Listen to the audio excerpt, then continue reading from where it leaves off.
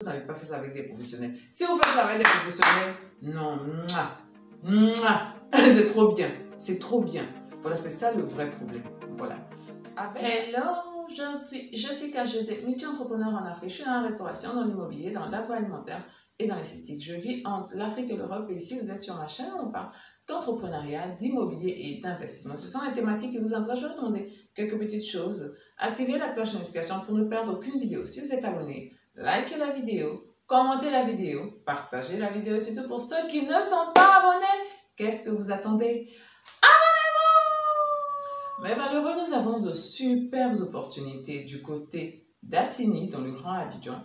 Ce sont des sites approuvés avec lesquels vous pouvez faire l'ACD en environ une année, voilà, plus ou moins. Ce sont des sites sur lesquels vous pouvez également construire pour les gens de la diaspora, pour les mettre en Airbnb. Et la nuitée dans la zone, c'est à partir de 200 000 francs minimum. Voilà, 200 000 francs minimum. Même dans Abidjan Centre, vous ne pouvez pas avoir ce genre de prix-là. Voilà. Le site est situé entre la mer et l'autoroute, à environ équidistance, c'est-à-dire 500 mètres. Voilà, 500 mètres, 500 à 600 mètres de la mer et de l'autoroute. C'est un site qui vous mène à Abidjan en 30 minutes, à l'aéroport en 40 minutes. Et c'est un site sur lequel vous pouvez prendre des terrains en Tinder terrain, c'est-à-dire vous pouvez vous mettre à plusieurs pour pouvoir prendre une parcelle et pour pouvoir construire vos maisons sur ces parcelles-là. Voilà, les prix d'entrée commencent à partir de 4 millions pour le Tinder terrain. Donc, si vous voulez plus d'informations par rapport à cette superbe opportunité, nous allons vous demander d'aller dans la description. Vous allez pouvoir avoir notre mail pour pouvoir nous écrire, mon équipe et moi.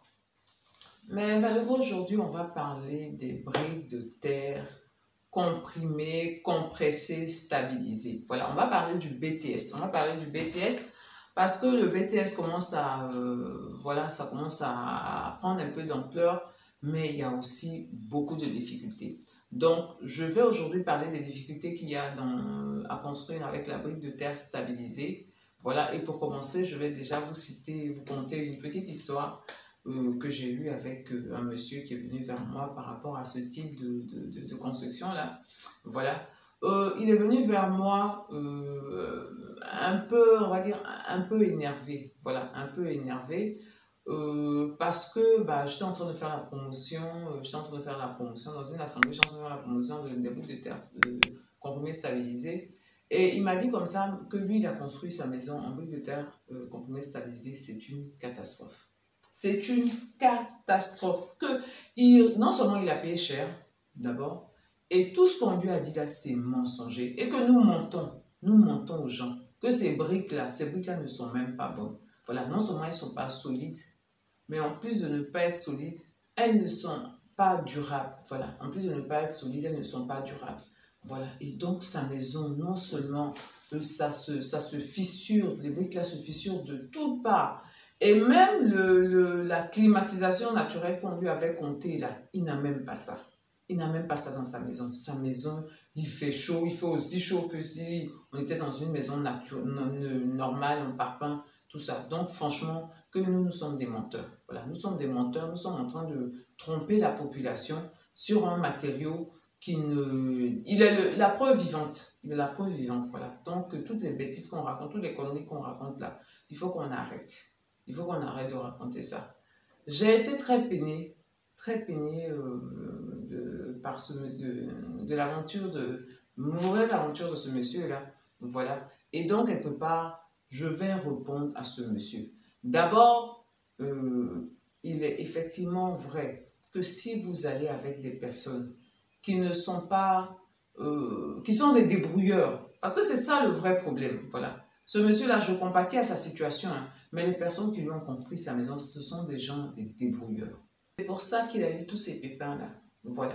Donc, lorsque vous voulez construire spécifiquement, et plus encore qu'avec des parpaings, lorsque vous voulez construire des maisons avec des briques de terre comprimées, stabilisées, il faut impérativement vous approcher des professionnels. Voilà.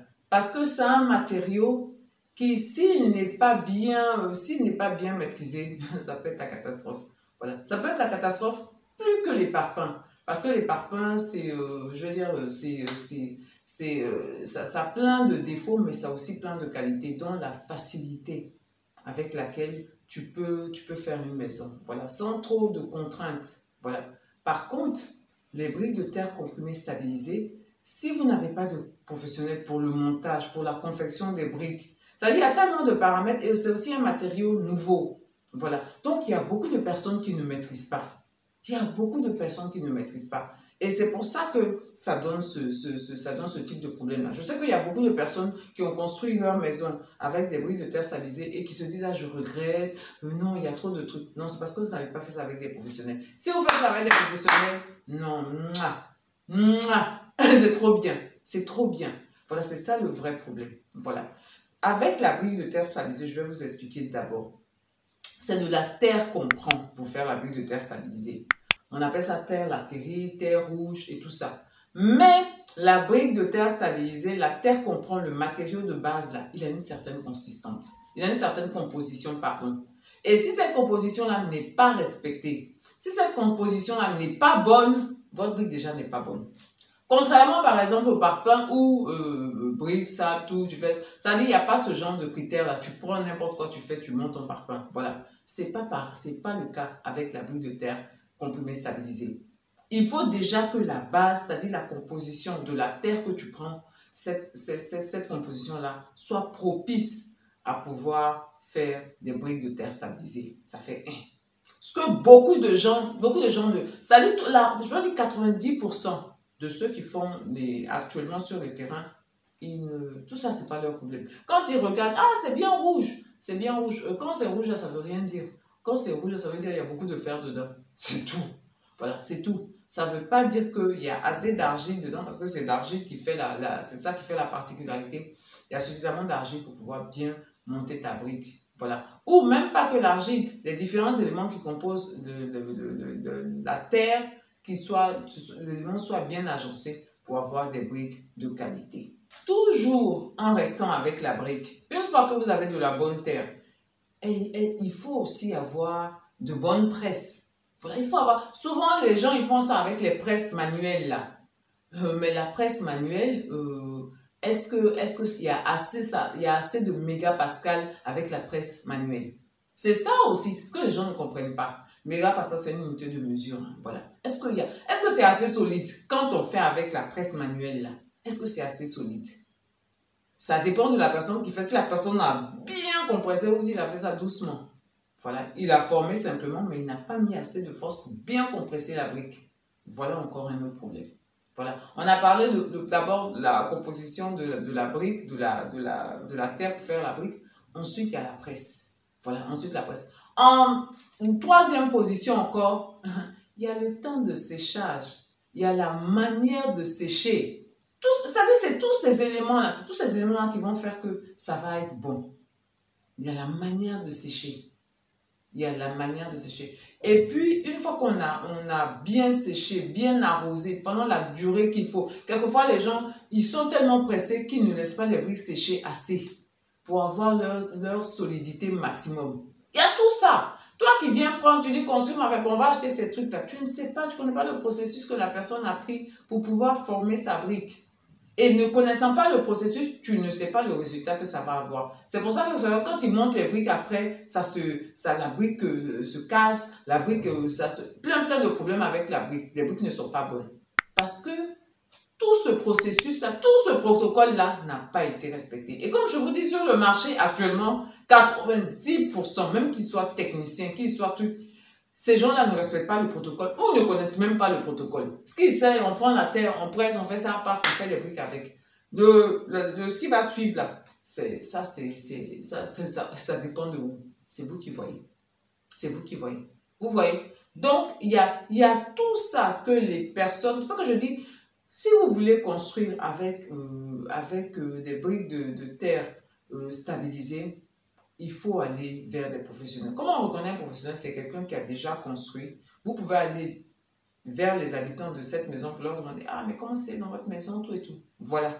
Comme ça, vous savez ce que vous engagez. Mais aller vers un gars comme ça qui dit, qui parle beaucoup, oui, il fait des trucs, puis vous le prenez, puis vous vous retrouvez dans les problèmes. Après, vous venez dire que, ah non, c'est la brique. Non, la brique n'a rien à voir. La brique n'a rien à voir. C'est les personnes qui font la brique, c'est les personnes qui construisent, qui le font bien ou mal. Et c'est aussi vous, en tant que futur propriétaire, qui devez être regardant.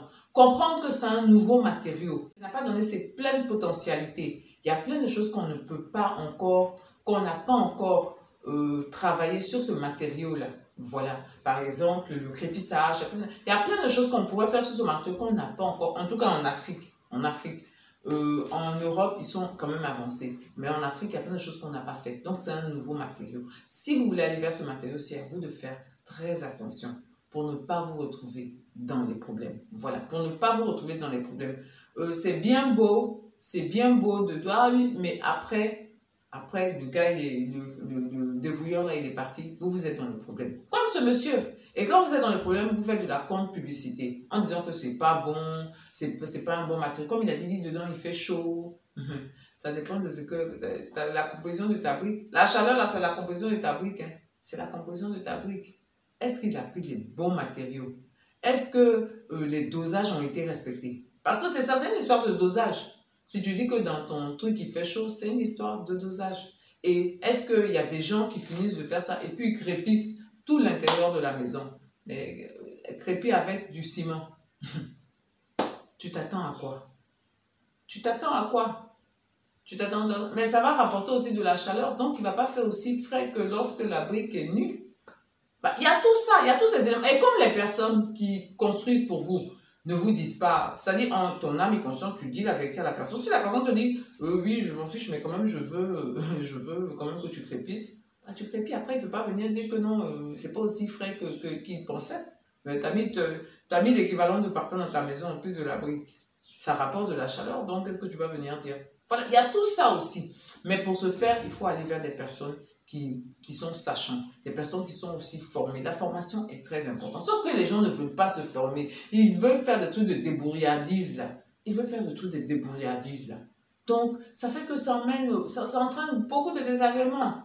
Donc, voilà, le monsieur qui m'a apostrophé un peu violemment, là, voilà sa réponse. Voilà sa réponse. C'est la personne vers laquelle tu es parti, là, qui t'a créé des problèmes. Parce que c'est un débrouilleur. Sinon, avec une personne qualifiée, une personne qui t'explique. Moi, par exemple, sur le projet Ouassia, avec on a eu ces conversations-là beaucoup aussi avec les participants, où je leur ai dit la vérité. Il y a certains qui disent qu'ils veulent ça. Je dis, mais si tu veux ça, ça équivaut à ça. Donc, il faut savoir. Voilà. Si tu veux ça, ça équivaut à ça.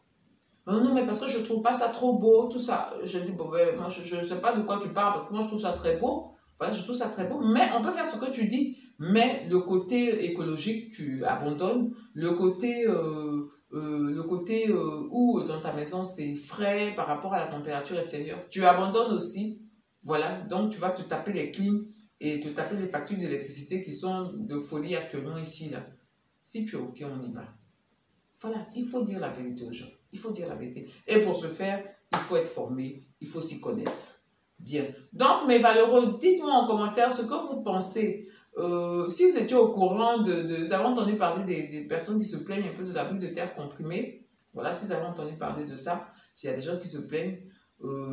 Et si vous, c'est quoi votre sentiment par rapport à ce matériau-là qui peut être formidable, formidable. Surtout avec les factures qui viennent actuellement en Côte d'Ivoire, avec le climat, là, ça peut être formidable. Ok, dans les commentaires, dites-moi ce que vous en pensez. Je vais vous dire, portez-vous bien, prenez soin de vous et de votre famille. Surtout, n'oubliez pas, on avance ensemble.